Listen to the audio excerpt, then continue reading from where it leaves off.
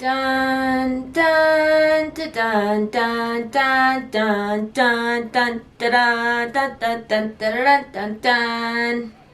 This is my 2021 Yay Potty Award that I got from my husband for saying Yay Potty about a bazillion times in 2021.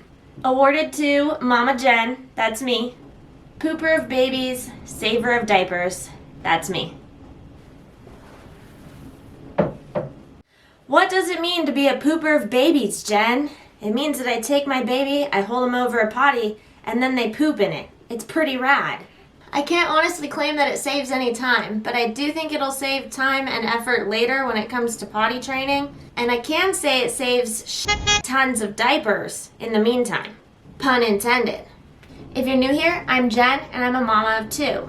Both of my daughters started using the potty when they were only 3 days old. When our first daughter was in her first couple of months of life, I did a video about EC, Elimination Communication, which is the actual name for this infant potty training that we're doing. I did a video about it, I'll put a card here, and this is the update video. That video is the best video to start with if you want an introduction on elimination communication. That one's a full breakdown of elimination communication, and then I do a demonstration of it with our infant daughter, who was just a few months old at the time. Then come back to this video. This video will be the 1-year update for how things are going with elimination communication with our first daughter. And we have a 6-week-old, so I'm gonna let you know what I'm doing differently this time around. Biggest thing we're doing differently is I'm actually following the rules. I actually have the book now, which I highly recommend. I put my affiliate link below, but we will get to that later. Shameless sniff.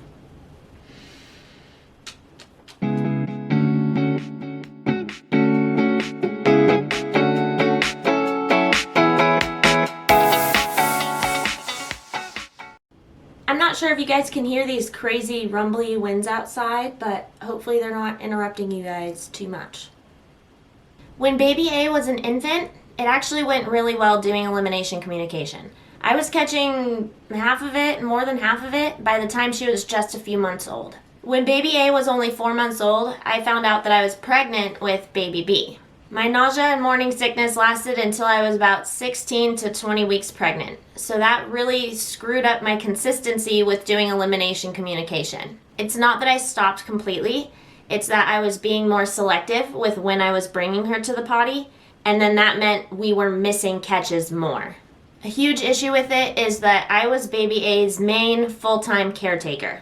So she was really used to me, and she would only pee in the potty for me.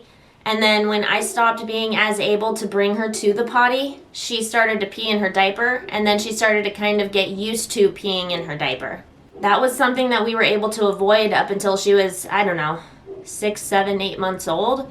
But then I was just too pregnant and I couldn't keep up. At that time, we also didn't have one of these, a tiny potty that was a little bit more portable that would have made it easier for me to keep up with things. But now for baby B, we have it. And I'm gonna do what I can to not get pregnant immediately this time. I'm just giving me crap. When I became better in my second trimester, baby A also became better at using the potty again. But she would still pee in her diaper. She just wanted to poop in the toilet. We went months with no poopy diapers. Months, without wiping a single poopy butt. It was awesome. I've got to say, one of the best things about doing elimination communication is the lack of these poopy diapers. The pee diapers, they're not so bad. They're not so messy. They don't smell. They don't cause a lot of infections and the annoyance of the wipe. Not the annoyance, the irritation of the wipe on the baby's skin. You're not needing to really be thorough with wiping when you're having just pee diapers mostly. And when the baby poops, it's a very simple one wipe, no huge mess situation. So months without diapers, super healthy baby bum, no diaper rashes, no redness. It was great. And she even started going number 1 in the potty again too, because we were there a lot. But then, Mama Jen hit another wall. I'm gonna wait for the wind to settle down just a little bit. I hope this wind isn't ruining my video. When baby A was around 8 months old, there were actually 3 parts to the puzzle that made us slow down a lot on elimination communication. One is that I started seeing Dr. Driscoll at Potts Care in Texas, and she gave me my new diagnosis of high cranial pressure, and I started treatment for that. Starting treatment for a new proper diagnosis, yes, means that now I'm doing a lot better, but before I got better, I got a lot worse. And she did warn me that that would happen, but that didn't make it any better when it did happen. So my days were up and down, and so was my ability to take baby A to the potty. That also meant that we were aware that my cranial pressure was too high, so we realized I shouldn't be lifting baby A as much as I was. So I didn't really have a great way to bring her to the potty anymore, and that was really discouraging. I was also growing this big pregnant belly. I was reaching that like 5 months pregnant mark, and my core hadn't strengthened itself after baby number 1, so I was showing pretty well even at 5 months. That made it hard to bring her to the potty too. End of pregnancy, tons of appointments. I'm not home, baby's using the diaper. Third piece of the puzzle is that we introduced a babysitter. The babysitter was around for a few weeks and then didn't end up working out. So she ended up not working for us anymore. We have a new babysitter that came in, but everything shuffles around. The baby's like, what's going on? And even though she adjusted well to all of those changes and we made them gradual, it still meant that the potty stuff was a little bit wonky. You know, like all the routine stuff got a little bit wonky at that point. But the thing with elimination communication is that it can be off and on. It's not an all or nothing thing. Once I got out of that like recovery hole and how horrible and foggy I was during that up and down time, I was like this pregnant, approximately. So I never picked it back up. Putting baby A on the potty wasn't successful, so I got really discouraged. And then I stopped doing it. And now, unfortunately, baby A is just pretty much not using the potty anymore. I really never imagined that my 1-year update for EC with baby A would be that we just stopped using the potty, but I also never imagined that I would be having a baby. The point of EC was that it's easy and it's low pressure, and so that's how I'm trying to treat this. I'm not down on myself for not doing EC when I was 18,000 months pregnant and then while I was healing postpartum. I can't blame myself or feel like anybody failed because my brain pressure is too high, so I can't pick up the baby, so I can't bring her to the toilet because it's really hard to coax a crawling baby to go to the toilet. And I didn't have my tiny potty yet. So introducing my lifesaver, I did actually get the official handbook for Go Diaper-Free. This is a super comprehensive guide for elimination communication, and Chapter 4 is all about troubleshooting. So I'm using Chapter 4 right now to try to troubleshoot for baby A, and what's great about it is if we can't just get back into the swing of things, this has a like quick start guide for when your baby already is 12 to 18 months and you want to just start potty training at that point. Like, I might just do it that way as if she has never used the potty before. I haven't totally finished reading the part that I need for baby A because right now I've been focused on reading the parts that are giving me a firm foundation for baby B. And we'll get into that in a sec. La la la, troubleshooting, da da da. Oh, the reset. There's a whole thing about the reset on page 84. Let me see. If things get stressful, unsuccessful, or overwhelming with a mobile baby or young toddler, you may want to do a reset and start over. Here's how. Ladies and gentlemen, this book covers everything. My affiliate link is below. I'm going to say this bluntly, YouTube ads just don't make a lot of money, so I really appreciate when you shop my affiliate links. A couple of things that I did jot down from the book that I do want to try with baby A is actually using the tiny potty, which is hilarious because if you watched my first video on EC, she's only used the seat reducer on top of the toilet before now. She's never seen a potty like this before. But I'm thinking that if I have this available in the living room, then she can have a sense of control and independence, and she can sort of go to it when she feels like she needs to. She can feel like a big kid in that way.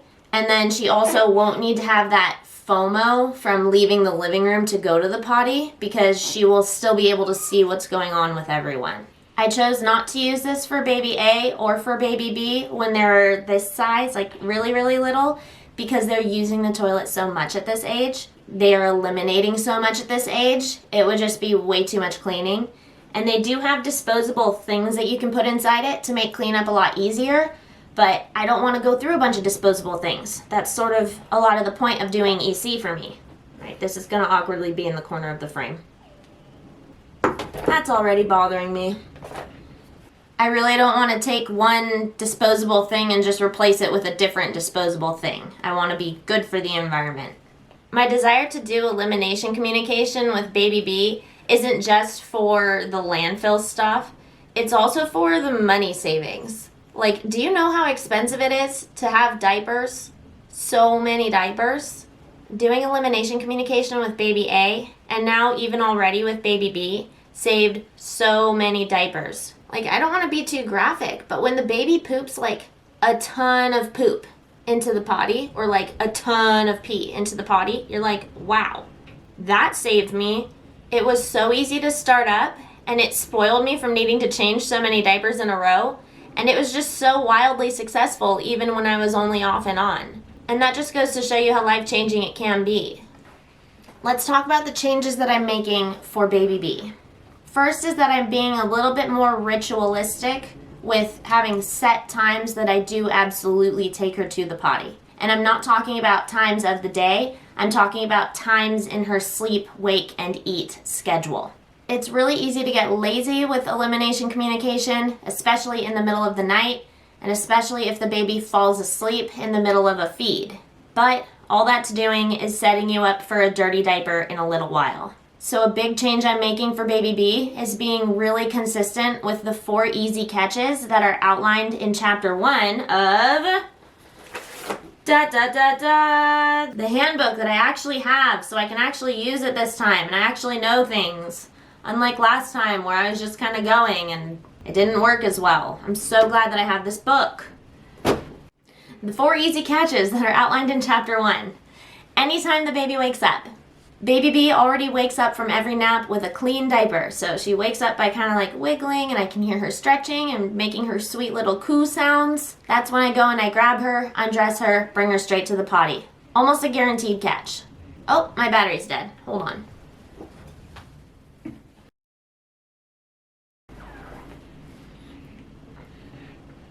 The second easy catch is at every diaper change. So anytime the diaper comes off, baby gets a chance to relieve herself over the potty. It is called a potty-tunity. I didn't make that word up. I know that I have a lot of service dog handlers in my audience, or at least a lot of pet dog owners. And you know how you can just tell when your dog is about to poop? Well, the third easy catch that is outlined in Chapter 1 of Go Diaper Free is whenever the baby is pooping. Whenever you notice those cues that the baby is about to poop, or you hear those little farty things going on, you're like, oop, we got diaper fluffing.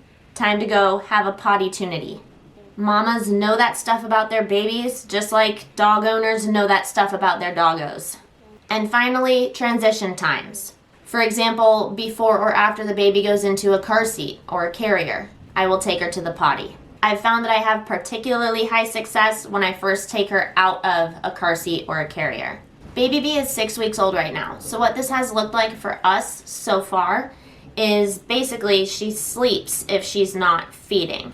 Starting from when she's napping, I already said when she kind of makes her writhing sounds and she's cooing and moving around, I can tell that she's waking up soon. I wake her up and I bring her to the potty. Then we feed, 1 breast only, and at some point during the feeding on that breast, she starts to get wiggly again. She starts to fail to latch, or she'll break her latch a lot.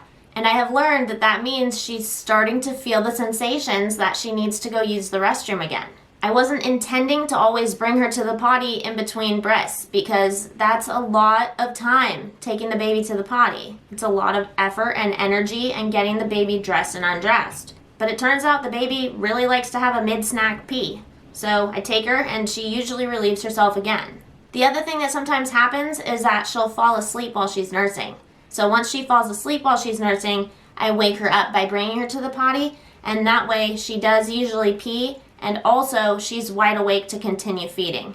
It feels like it's pretty much the only way to get her awake enough to actually feed all the way to the hind milk. More fatty, more filling, and that way she will sleep longer on her next nap. After the potty break, bring her back, she goes on the other boob. We do the same thing at the end of that boob, where she gets one last potty-tunity, and then she usually falls asleep, either through nursing or cuddling. And that's been our EC journey with Baby B so far. The first month of EC with baby B was just as easy, effortless, and like grab and go as it was with baby A. With both girls, I was incredibly pleased, completely floored with how easy it was to not only start up, but to continue doing it for that first month of life. Super easy. Now I'm starting to have trouble with baby B, but it's addressed in the freaking book. I wish I had this freaking book for baby A. In the troubleshooting section, there's literally like, our EC has stopped working. Younger baby cries every time I try EC. This is what we're doing right now with baby B. Older baby protests. How do I aim this thing for boys? We're in position and queuing, but nothing is happening. Like you bring the baby to the potty and you're saying potty and you're doing the pss, pss, pss, and the baby just won't go. It's like literally everything that you need. And one of the ones that it does address is my younger baby cries every time I EC. So I went to that page, 297, and on that page it talked about how when a younger baby cries, if you bring them to the potty, sometimes it's because they don't feel secure enough in the way that you're holding them. The book recommends finding a better position that the baby can relax in. 100% true. This morning, of all mornings, I took her to the potty. She started screaming. I tried calming her down. She did eventually pee a tiny bit, poop a tiny bit, but it wasn't what I knew she was holding in her. But you know, I can't stay there forever, and she was crying. So I went ahead and put a new diaper on her, got her dressed, cuddled her. Once I was cuddling her, let it out. Totally let it out. And I was like, are you serious, girl? And so that totally points to point number one in here, that she doesn't feel like she can totally relax in the way that I'm holding her over the potty now. Which, fair enough. The way I'm holding her right now is just exactly what I did with baby A, and it worked well for baby A, but it seems like it's not supportive enough for baby B. It just means I need to adjust my game. The other thing is soothing the baby while holding her in position, which I do, but it doesn't work that well. And it was my first line of defense. It did work for like a solid week, but after that it seemed like the position change is what she wanted more. The third thing it says is try pottying baby lying down on a waterproof pad. And when the baby goes, you cue along with the sound. So you make the pss pss sound. And I highly recommend this. When I have had failures at the potty, I've brought her back to the changing pad, and I don't even put out a waterproof pad. I just hold her lightly over the diaper that she has already soiled and see if she wants to go there. But it does work. And actually, if you're hesitant in general to hold your baby over a potty because it feels really precarious to do, trust me, I get it. It is very precarious to do, especially when they can't hold up their own head yet. Then I recommend using something like the little tiny potty, or their diaper over their changing table, or a puppy pad while the baby is doing tummy time. You can just have their diaper off and then cue along while the baby is peeing or pooping. Or just wait until the baby's a little bit older and you do feel comfortable. No harm, no foul. It's like a very flexible thing to do. And that's why I love it so much. Going back over here. I'm going to have a couple of links below. One of them is the Easy Start Guide, which is legitimately all I used when I had baby A and when I was trying to do this with baby A. That'll be the first link that you see. It's a free download, and you can at least test the waters and see if EC is something that you do want to do. But if you want to actually go balls in and actually try it, I recommend this book, because this book goes over other stuff too, like position recommendations. There are a lot that I hadn't thought of, and so that's what I'm going through now for baby B to see if we can find something that works better for us. But it also talks about cues, how you can cue the baby, natural timing for the baby's cycles, clues as to knowing when the baby is finished, stuff like that. I was able to notice a lot on my own with baby A, but now with baby B, I'm able to notice more, and I'm able to try more different things because I have more ideas from now having the book. The book will be the second link in my list, and I will mark it as the book I have or something like that, so you'll know that you're getting the exact one I have. It's nice too because it also covers things like travel and car rides, and so I wish that I would have had that when I went on that weekend getaway with baby A while I was pregnant. I'll put the video card here, but like we were just kind of on our own on that trip because I didn't have the book yet. It also talks about things like daycare, if your kid's in daycare for a long time and you want to only be doing EC part-time, how do you handle that? It's really well written, it's really clear, it's easy to read. Like, it's a fast read even when I'm having a migraine day because the words are nice and big and it's full of pictures. So it's, oh, I opened right to car pottying just by chance. But yeah, this is like, it's called a simple handbook for elimination communication, and that's legitimately what it is. It's a big book, but it's because it's freaking full of information, and the table of contents is really detailed. It's all really well organized. It's very easy to get around. Do the book. If you're doing EC, get the book.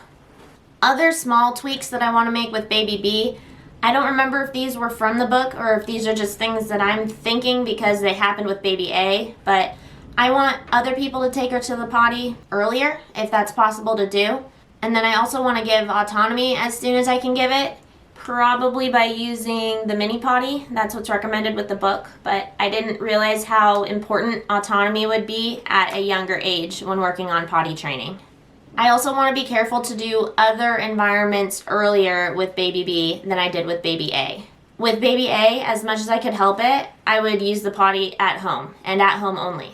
So if we were going to go to the grocery store or something, I would just by default not touch that toilet. I would have her go to the bathroom here, we would go do the whole trip, and I would immediately let her use the potty again when we got back. The problem with that is then she didn't get used to public restrooms. She didn't understand public restrooms. And while she was this small, I wish I would have just had her using other places, like not touching the toilet or anything. I'm holding her, but she's got to get used to peeing in places that aren't just the same couple of toilets. That ended up being a snag point later on when she got older and she could notice her surroundings. So I want to read about that in the book too and see if there's anything about it, but that's something that might be good with Baby B. Like, just be a little bit more intentional about exposure. Last but not least, there are some maintenance things that I want to introduce that I read about in the Go Diaper-Free book.